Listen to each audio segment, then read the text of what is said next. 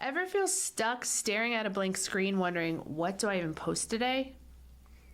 What if we told you there's a simple system that eliminates the guesswork, keeps your audience hooked, and helps you show up consistently? In this episode, we're revealing the 5 content pillars every business professional should be using.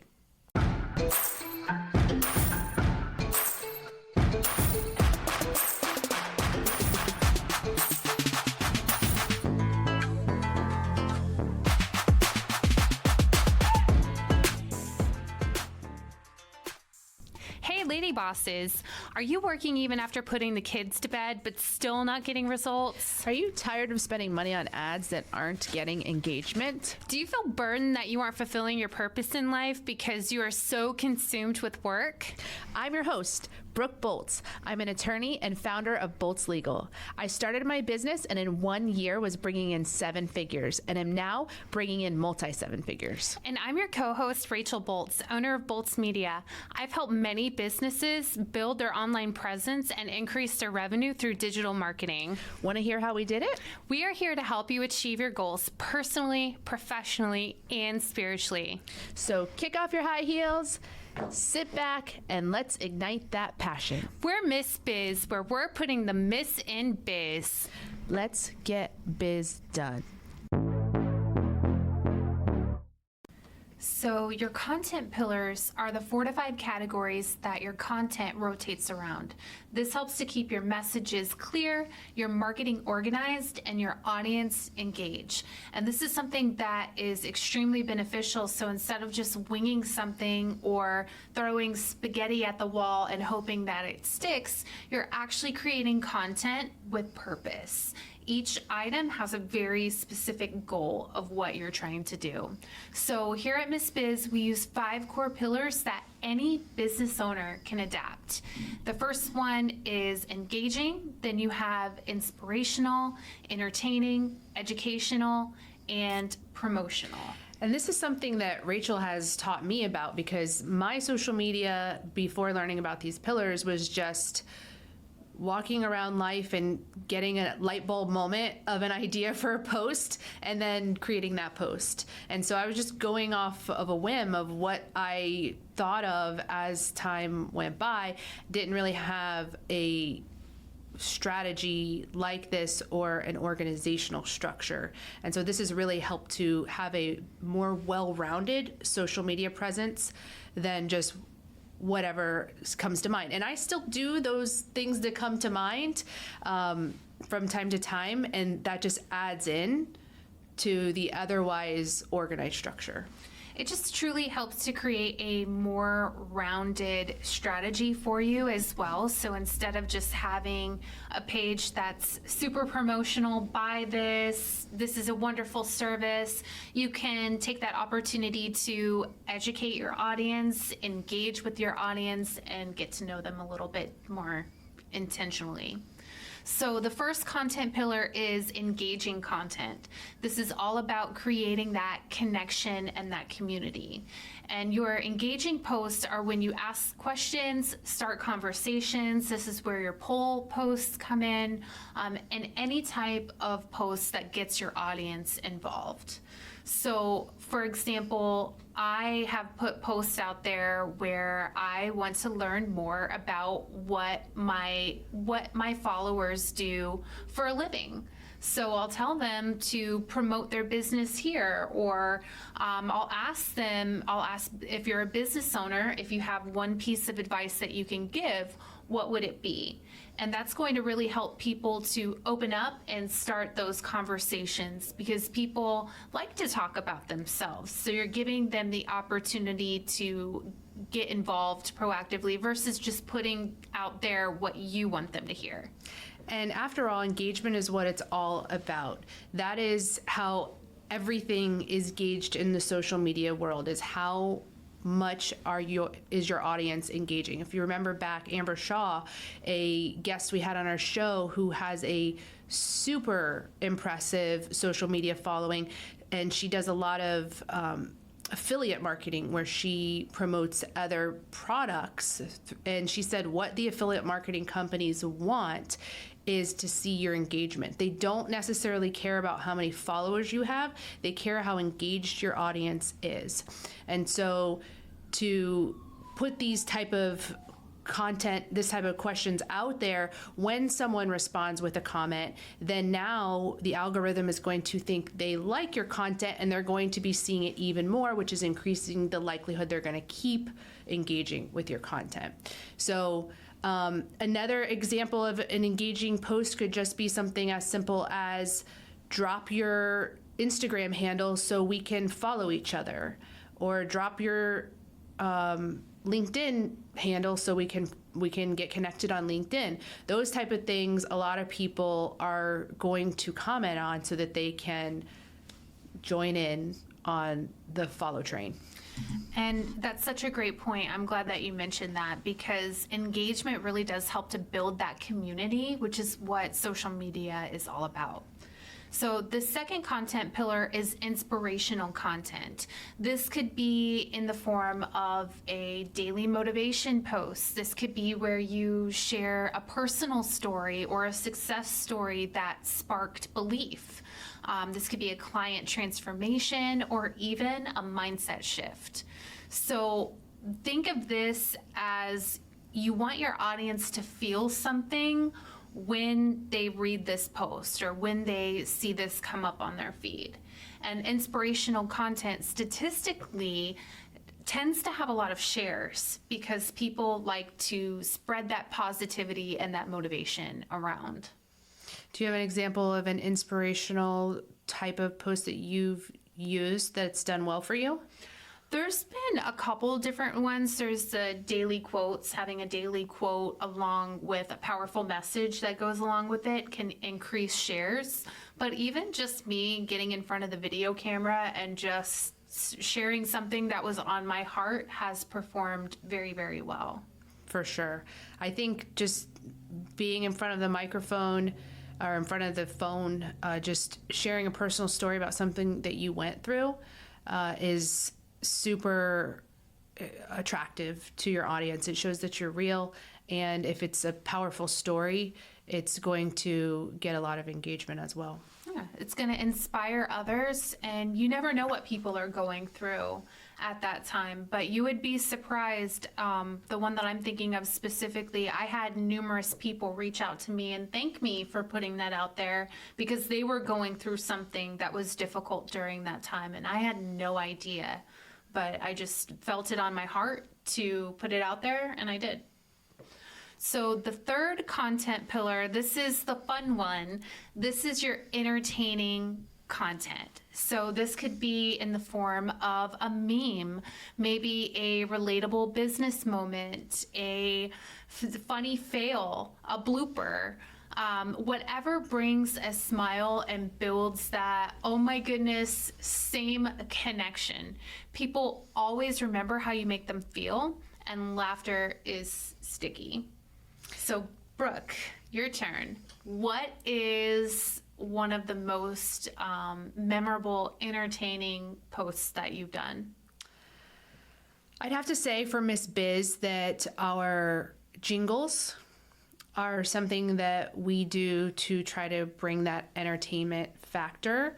Also with Bolts Legal, we've done a couple of music videos that are musical parodies, all about that case, and Me Too, which are parodies of Meghan Trainor songs, and are full-blown music videos. So those are definitely in some way promotional, but mostly entertainment is the idea behind those. So those are some of the things we've done to try to build engagement and in the entertainment space.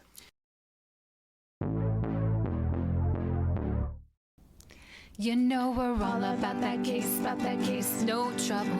All about that case, no trouble. All about that case, no trouble. All about that case.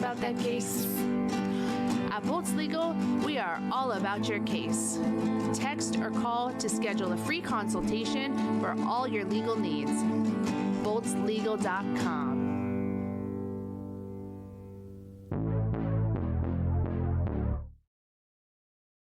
And this is a lot of what I see other business owners and business professionals having missed opportunities on.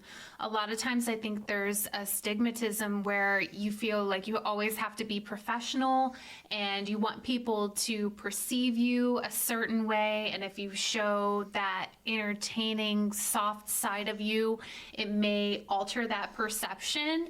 But you would be surprised. I think it actually has the opposite effect because people realize that you're a real person. They get to see a different side of you and they can connect with you on a whole nother level.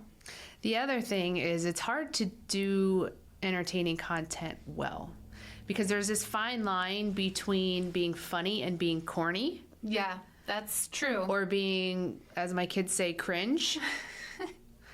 And I've definitely fallen into the cringe category plenty of times according to my teenage daughters. But, you know, you got to do what you can do. Maybe not every entertaining or funny post is going to hit in the right way, but you'll get better with each attempt and you'll learn from your mistakes and you'll learn how to improve. And, you know, the ones that do hit are going to be, I mean, I've seen some corny lawyer stuff outside of even my own. Yeah. Seen some corny ones. And I'm like, oh, but I am like, good for you for trying. Yes. Good for you for trying and not just standing in front of a bookshelf and talking legal talk. You know, I think putting that effort out there is appreciated by people, even if you don't hit the funny bone quite on the head. Absolutely. So the fourth pillar is your educational content. This is where you teach what you know, and this can take shape in the form of tips, how-tos, myths versus facts, behind the scenes. You really have an opportunity to position yourself as the expert and the thought leader of your industry by being able to provide that value. And this is where you provide and build that trust as well. So I'm going to put a little spin on the educational because this is something I've started doing recently that's been working really well for me. So as a lawyer, of course, a lot of my content is educational based. And for years, I've been putting out just educational content. This law is this, be aware of this, you know, be safe in this way. Here's things you should know. And people just, you know, I think it gives me a little bit of credibility, maybe makes me look like someone who knows what they're talking about, but I haven't gotten a lot of engagement from those. And in the last maybe 2 or 3 weeks, I put a little twist on that and my videos have done exponentially better. And what I did was giving educational content, but it is about a current event that also has a controversial aspect to it. So in my case, there was a stabbing in the state of Texas that is a hotly contested self-defense type of issue. And so I took my knowledge on self-defense, but I took an opinion. I made an opinion, and rather than just saying, here's what you need to know, I took a stance, I made an opinion, and in the first 3 seconds, I stated that opinion really directly. And so what that did was the people who agreed with my opinion put their comments about how they agreed, but the people who disagreed really put their comments. Oh, they're still putting their comments. Still, I mean, I get dings at like 3 o'clock in the morning of people still putting in their comments weeks and weeks later. Yeah, so it's crazy. And then what happens is they just start arguing with each other. Mm-hmm. At first it starts like, you know, this girl don't know what she's talking about, whatever. That's a nice... Yeah, that's not what they said. That's a at all. nice version of what they say. And then someone else is like, oh, you don't know what you're talking about. And then they get into this battle with each other, which is fantastic for me because I'm just getting comment. And then they're sharing it with other people who agree with whatever message I'm sending. So it's just been a little twist. It's risky because the people who disagree are going to really disagree. But the people who agree I'm getting followers. I mean, On TikTok, I've gotten 50, 60 followers just from a couple of videos. Same on Instagram.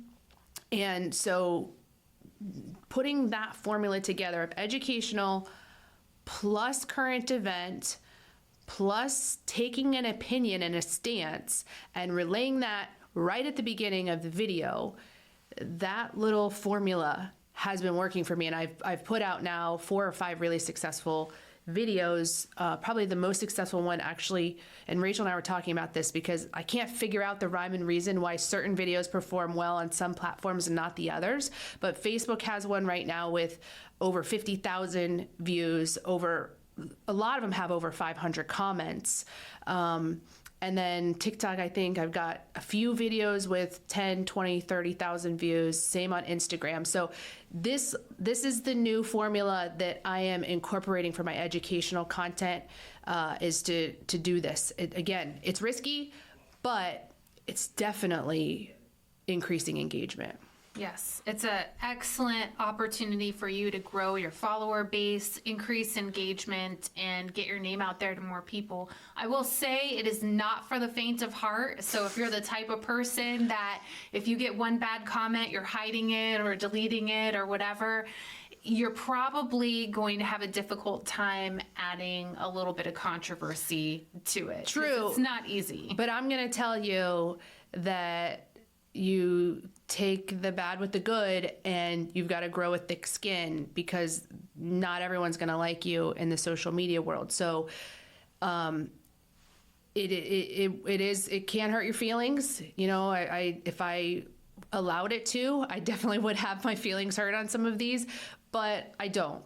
I understand that everybody believes strongly in their position, and I don't take it personally. So you've got to put that mindset on before you hit post. Yeah.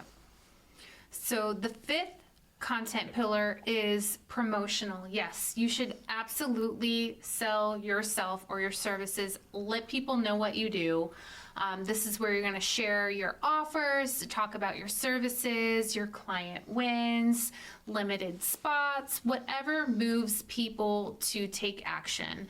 But I will say, don't make every post a pitch. 1 out of 5 is about that sweet spot because truly it's all about adding value to your audience. Absolutely. People don't want to be sold to all the time. And also you need to gain their trust before they're going to really be interested in your product, unless you just happen to have a really cool, bracelet that everybody wants or something, but if you're a service-based business, then you really need to build that trust through doing the other content pillars as well. Do you love the Miss Biz podcast? Because we love you. Here's 3 things you can do to show your support. 1, write us a review. Apple, Spotify, and Google My Business are the best platforms to write a review. 2, follow us on social media. Our handle is @MissBizPodcast. 3, join our Facebook group, Miss Biz Nation, for exclusive content and behind-the-scenes footage.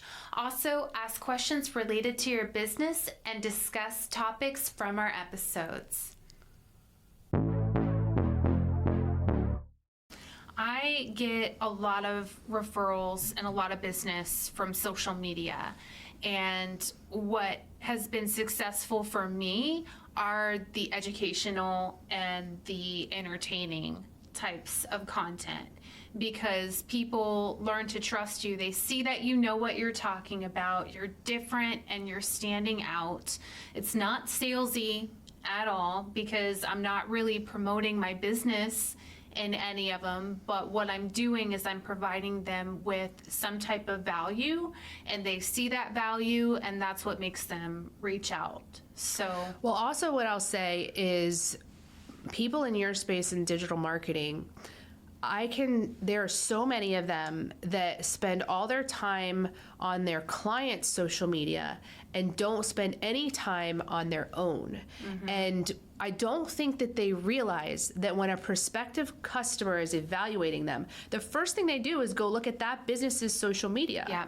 I'll never forget that when a social media person approached me and I went and looked at her Facebook and she had 25 followers. I immediately was like, there's no way, because if you can't do it for yourself, how do I know that you can do it for me? Yeah. And so there is no better way to show what you can do than doing it for your own business. And when people see the creativity that you bring to your social media and the well-roundedness of the content that you're putting out for your Bolts Media content, then they're like, that's what I want for my business. And I think that a lot of people in your space don't recognize that, and they don't spend any time on their own social media presence. It's a missed opportunity for sure. But it's a lot of extra time. It is. And clients always come first. So it's like, if I have to serve my clients or help me, my customer's always going to come first. Right. And you're not getting paid to make your own social media Right. stuff. So, also you're probably tired of looking at the Facebook screen or Loomly screen or whatever at Canva. You're just tired of doing it all the time for other people, that you're like, oh, do I really need to go do this for myself? But it's the way people judge you, Yep. and you do a great job with it. Oh, thank you. I appreciate that. That's why it's good to have a team. It really is good to have a team that you can lean on to help you reach your goals and your objectives. So the benefits of using the content pillars are, it takes the guesswork out of what do I post today. It helps you show up consistently without being repetitive, and it helps to balance that value and visibility, and your audience will keep coming back for more. They're not going to get numb to a certain messaging because you have different variable types of content that you're putting out there. What your goal should be is, when you meet someone and they say, I follow you on social media, for them to say, I always look forward to your posts because I never know what to expect. It's always something fresh, something new, something of value to them, and that they look forward to seeing your content. I think that would be a home run. Absolutely. So I am a big advocate of planning your content in advance and batch content creating. And so here's kind of a guideline that you can use if you're like, how do I incorporate this for my business? Here's a guide that you can use. So every Monday can be your educational type of post, your top 3 mistakes to avoid, or did you know type of post. Tuesdays, you can make that your engaging post day, where you're asking your audience certain questions like, where's your go-to coffee order? What's your go-to coffee order on a deadline day? Or what piece of advice did you learn this week that you've already implemented? Things like that, where you're getting your audience to connect and engage with you. Wednesdays can be your inspirational day, where you're sharing little bits of pieces of motivation to keep your audience going. Thursday can be your entertaining day. It can be, a meme day, or it can be something where you're showing, I don't know, like a behind the scenes fail, something that makes your audience laugh or makes them remember you. And then Friday, that can be your promotional day, where you're like, I have 50% off until Friday night at 11:59 p.m. It can be, here are your specials for the week, or just a little bit more information about your services. And, go ahead. And then you can kind of add things to that as you want to. For example, a holiday. If holiday happens to show up on an inspirational day, well, you can make a holiday post that day, or if you come up with new creative video reel ideas or whatever, you can always add into that. But just having these pillars in place to have a consistency across the board. I also am a fan of having kind of a brand color to your post so that when someone looks at your page in its entirety, there's some consistency in appearance, to kind of making your posts have one color scheme, I think really helps too. Yeah, absolutely. There's a reason why major brands are so big on branding. So from there, you just rinse, repeat, add to it, mix it up, and you'll never run out of ideas again. So if you want to quit stressing about content and start showing up like the CEO you are, these 5 pillars are going to be your secret weapon. They're going to keep your content fresh, focused, and deeply aligned with your brand. And if you do decide that you need help, we offer free consultations at Bolts Media. We can help guide you into creating a strategy just for you. So you don't need to necessarily just post more. You need to post smarter. So these content pillars hopefully will make that possible for you. We appreciate you and are honored to be on this journey with you. We can't wait to help you, to encourage you, and show you how to grow personally, professionally, and spiritually.